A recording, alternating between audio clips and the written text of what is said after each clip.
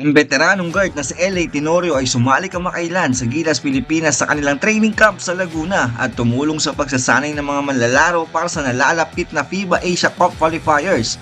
Bagamat hindi siya opisyal na bahagi ng coaching staff, nakilahok si Tenorio kasama ang mapiling manlalaro ng Barangay Ginebra at may posibilidad na muli siyang sumali sa coaching staff sa mga susunod na window. Si Barkley Ebona, ang dating kasama ng Converge, ay opisyal na pumirma ng 1 taong kontrata sa TNT Katropa.